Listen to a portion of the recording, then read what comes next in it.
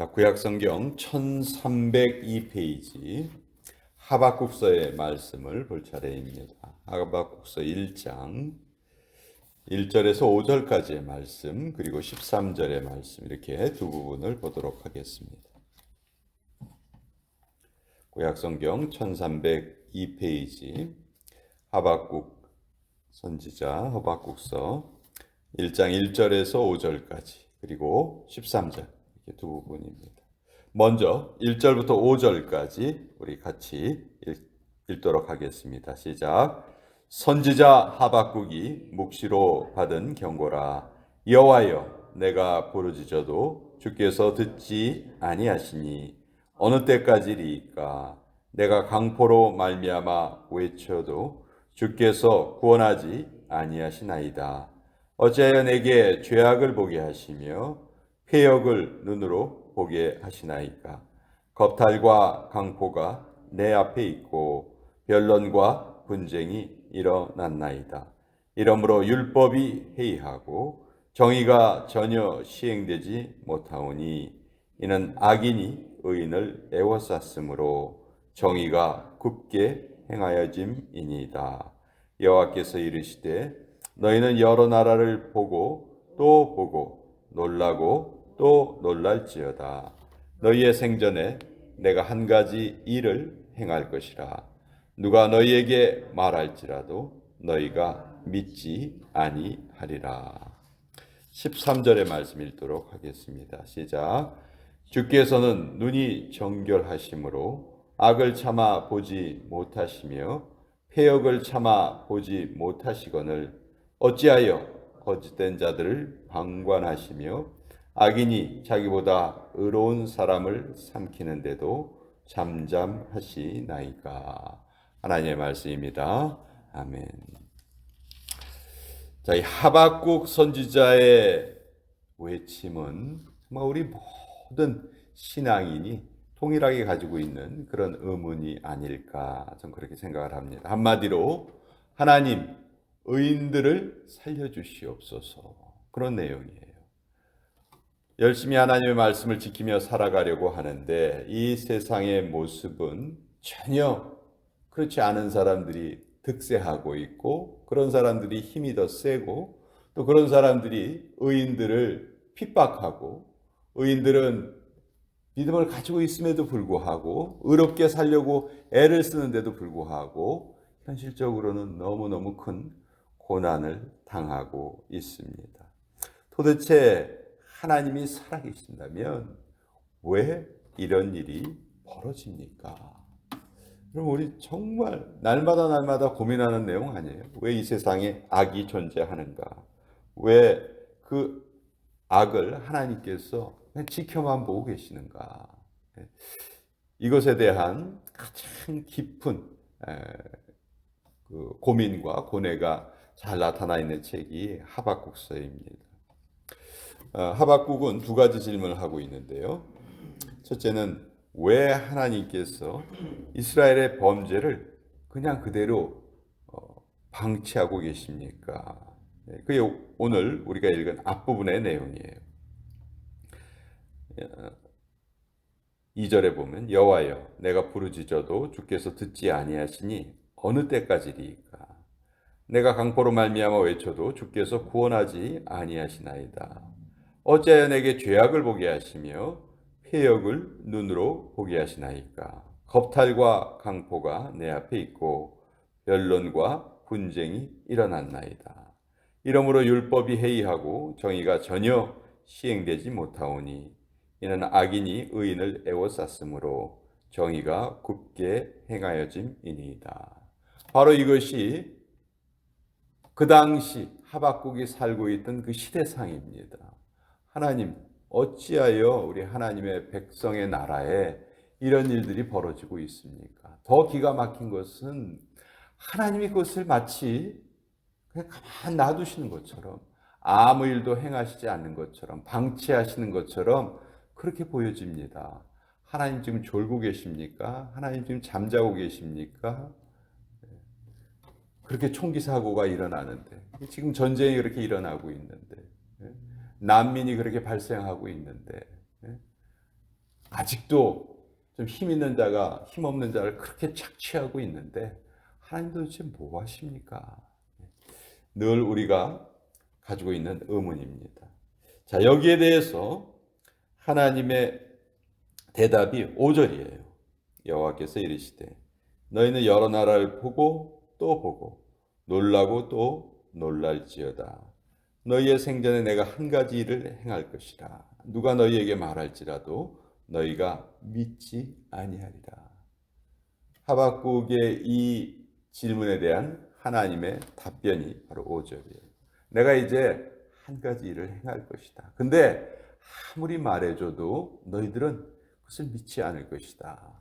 하나님께서 선택하신 방법은 이방 백성을 들어서 하나님의 백성의 나라 유다를 징계하시는 거였죠.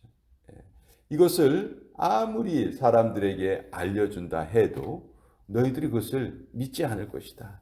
에이, 하나님 어떻게 하나님을 모르는 그 이방 나라가 할례를 받지 않은 그 백성들이 어떻게 할례 받은 우리를 징계한단 말입니까? 에이, 하나님 농담하지 마세요. 이것이 유다가 멸망당할 즈음의 그 시대상이었어요. 그래서 예레미야가 그렇게 외쳐도 믿지 않았던 거죠.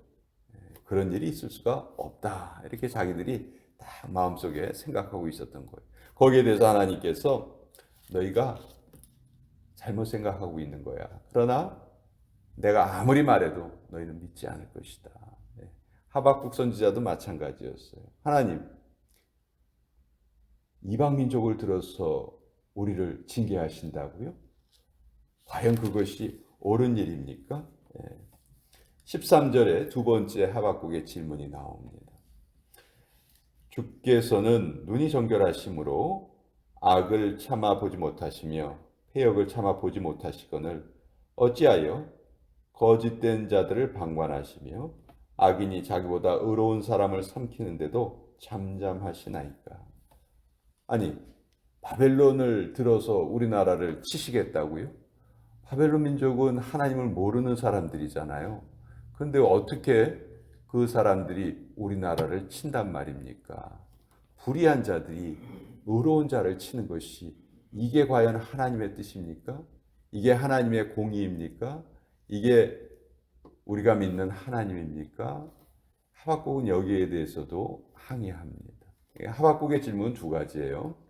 유다가 망할 즈음에 그 잘못된 시대상, 의인들이 고난받고 있습니다. 하나님 뭐 하십니까? 그러니까 하나님이 그래 그러면 다른 나라를 들어서 너희를 심판할 거야. 그랬더니 하박국이 하는 두 번째 질문은 아니 불의한 자가 우리 그래도 잘못은 하기는 했지만 우리는 하나님의 백성 아니에요? 근데 어떻게 하나님을 모르는 자들이 우리를 친단 말입니까? 우리를 징계한단 말입니까? 이것이 이제 두 번째 질문이죠. 여기에 대한 하나님의 이제 답변은 2장에 나오는데 걱정하지 말아라. 그들은 잠시 잠깐 너희를 징계하는 나의 도구일 뿐이고 그들 역시 그들의 죄악으로 멸망당할 것이다. 이렇게 하나님이 말씀하시죠. 자, 이 하박국서의 내용은 믿음을 가진 우리 모두가 늘 하는 그런 질문이에요. 그리고 하박국은 하나님의 그 묵시의 말씀을 단 한마디로 요약해서 알려주시죠. 2장 4절에 나와 있는 그 유명한 말씀이 오직 의인은 그의 믿음으로 말미암아 살 것이다. 이것이 이제 하나님의 메시지였죠. 자, 믿음은 보이지 않는 것에 지배받는 삶입니다. 우리는 자꾸 눈에 보이는 것에 지배받을 가능성이 높아요. 그러나 믿음은 그것을 부정하고 계속해서 눈에 보이지 않는 것에 지배받는 그런 것이 믿음이다. 자, 악한 자는 그렇게 악하게 사는데도 세상의 지위와 부와 능력을 다 가진 것처럼 보입니다. 근데 예수님을 잘 믿으려고 애쓰는 나는 돈도 없는 것 같고 하는 일도 잘 안 되는 것 같고 그래서 하나님을 잘 믿으려 하면서도 낙심하는 경우가 많죠. 왜 이런 일이 계속 벌어집니까? 여러 가지 이유가 있겠지만, 첫째, 하나님은 이 세상의 눈에 보이는 것에 의해서 우리가 좌우되는 것을 원치 않으십니다. 그리고 계속해서 우리에게 이 세상에서의 삶은 잠시 잠깐에 불과하다는 것을 계속 알려주려고 하십니다. 마치 우리는 이 세상의 삶이 전부인 것처럼 알고 살아가는데 결코 그렇지 않다는 것이 성경이 계속해서 우리에게 알려주시는 내용이죠. 그러나 막상 또 하루의 삶을 시작을 하고 그날 처리해야 될 여러 가지 일이 있고 막상 우리의 삶에 어려움이 찾아오고 난관이 찾아오면 또 거기에 파묻히게 되는 것이 우리의 속성입니다. 그래서 끊임없이 우리 자신을 그 이 땅에 파묻히려는 그 모습에서 끄집어내고 하나님을 바라보고 위를 향하여 살아가는 것, 그것이 바로 우리 신앙인의 모습이다. 신앙이 좋은 사람도 어려움이 거듭될 때에는 약해질 수밖에 없어요.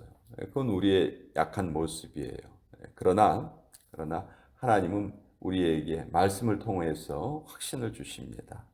이 묵시는 반드시 정한 때가 있다. 그리고 인류의 역사는 반드시 끝이 온다.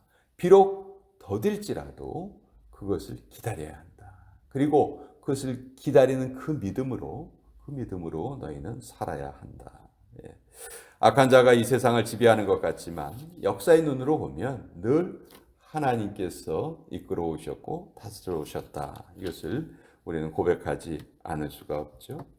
우리 눈에 보이는 악은 임시적인 도구에 불과합니다. 그리고 하나님께서는 그 악도 적당하게 지으셨다. 그렇게 말씀하고 계시죠. 그래서 결국 이 하박국의 의문은 우리 모두의 의문이지만 이것을 우리가 개인적으로 깨닫는 데에는 시간이 필요하고 경험이 필요하고 간증이 필요하고 우리 믿음의 고뇌가 필요하고 아무리 다른 사람이 의인은 믿음으로 말미암아 살지어다 이야기를 해도 우리가 우리의 삶으로 직접 그것을 경험하지 않는다면 나에게 와닿지 않아요. 근데 우리는 그 은혜의 시점을 기다리고 있는데 그 은혜의 시점은 정말 아무도 모를 때 우리에게 임하게 됩니다. 언제 그 은혜가 임할지 몰라요. 근데 그것을 경험하고 나면 우리의 삶은 완전히 바뀌게 되죠. 자, 은혜 받는 삶에 약점이 있습니다. 약점이라기보다는 그것을 기다려야 한다는 어려움이 있고요. 또 그 은혜 받은 삶이 계속 지속될 수 없다는 그런 어려움이 있습니다. 그래서 우리는 끊임없이 은혜를 사모하고 과거에 받은 은혜에 만족하지 않고 새로운 은혜를 계속 추구하는 사람들이다. 그리고 그 모습을 하나님께서 가장 기뻐하신다. 그것을 우리의 믿음으로 보신다. 우리가 뭘 잘해서 잘나서 뭘 해서 그래서 우리가 하나님을 기쁘시게 하는 것이 아니고 그 하나님의 은혜를 사모하는 그 모습을 하나님께서는 가장 기뻐하신다. 그것을 우리가 다시 한번 이 하박국서를 통해서 우리 깨닫고 오늘을 바로 그런 자세로 살아야 되겠다 하는 것 다시 한번 나누어 보았습니다.